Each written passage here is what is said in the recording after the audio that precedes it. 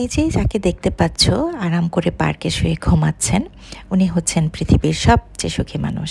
আর উনি হচ্ছেন আমার মহামান্য স্বামী। ওনাকে খুশি করতে এক কাপ চাই যথেষ্ট। আসসালামু আলাইকুম, হ্যালো এভরিওয়ান, আশা করি সবাই ভালো আছো। আমরাও ভালো আছি আলহামদুলিল্লাহ।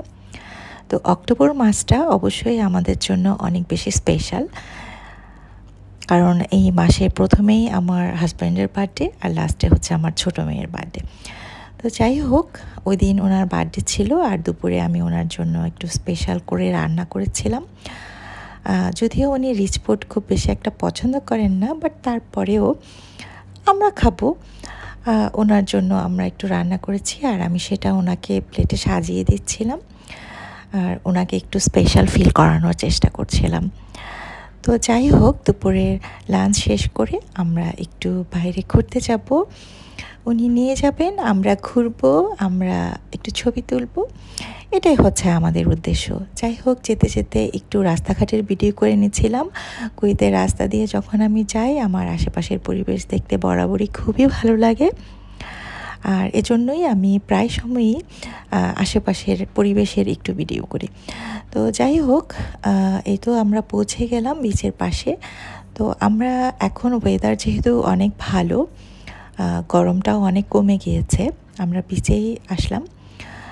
আর বিচে আসার পরে তো আমার খুব ভালো লাগলো, সামনের সমুদ্রটা একদম নীল হয়েছিল। আমরা একটু বিকেলই এসেছি আর তাই একদম সমুদ্রের পানিটা নীল দেখা যাচ্ছিল।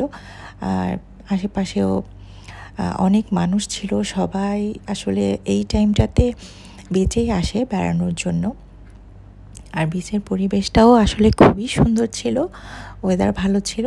তো আমরাও একটা জায়গায় পছন্দ মতো বসে গেলাম আর সেখানে বসে আমরা মাদুর পেটে আমি একটু গুছিয়ে নিচ্ছিলাম আর আশেপাশের পরিবেশটাও দেখে নিচ্ছিলাম।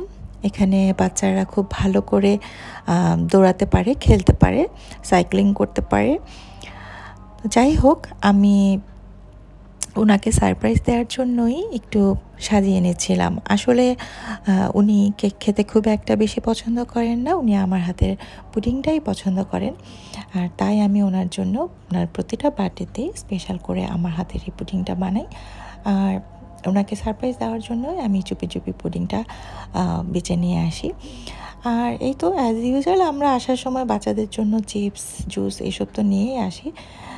তারপর উনি হচ্ছে, আমি এগুলো গুছাচ্ছিলাম আর উনি এই ফাঁকে ঘুমিয়ে গিয়েছিলেন। তো প্রথমেই তো দেখলেন যে উনি ঘুমিয়ে গেল, তারপর উনি ঘুম থেকে উঠে বেশ খুশি হয়ে গেল। তো আমার কাছেও ভাল লাগলো। আসলে আমরা কখনোই ওনার জন্য স্পেশালভাবে তেমন কিছু করতে পারি না। সামনে সমুদ্রটার পানিটা এত নীল ছিল আর দেখতে এত সুন্দর লাগছিল, মানে জাস্ট ওয়াও। তো এই তো আমরা বাচ্চাদেরকে নিয়ে পুডিংটা কাট করলাম। আর এই তো বাচ্চারা, আমার ছোট পিচ্চিটা ভাবছিল যে ওর হ্যাপি টুইও হবে, তো সে একটু প্র্যাকটিস করে নিচ্ছিল আর কি। তো সে কাটবে, সে খুব মজা পাচ্ছিল। সে ইদানিং একটু মানে হ্যাপি টিউটা বুঝে। তারপর সে বললো যে তার হ্যাপি বার্থডে হতে হবে, হ্যাঁ সে কাটবে। তো যাই হোক, সে নিজে নিজে একটু কাটা ট্রাই করতেছিল, আমিও সেটা একটু দেখছিলাম। তারপর এই যে আমার মহামান্য হাজব্যান্ডকে বললাম যে এবার আপনি একটু পোজ দেন, আপনার কয়টা একটু ছবি তুলে দিই। যাই হোক, বয়স বাড়ছে, আমরা এক সময় বুড়া হয়ে যাব, তারপর নাতিপুতিদের সাথে আমাদের এই সুন্দর মুহূর্তগুলো শেয়ার করব। জাস্ট এই জন্যই আমরা এই মুহূর্তগুলো একটু স্মৃতি হিসেবে ধরে রাখি।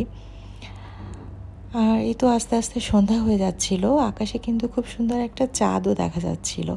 আর সন্ধ্যার পর আমি ক্যান্ডেলগুলো জ্বালিয়ে নিলাম। ক্যান্ডেলগুলো জ্বালানোর পরে কিন্তু এনভায়রনমেন্টটা খুবই ওয়ার্ম লাগছিল আর নাইস লাগছিল। তো সব মিলিয়ে আমরা খুব সুন্দর একটা বিকেল কাটালাম, খুব সুন্দর একটা সময় কাটালাম আলহামদুলিল্লাহ।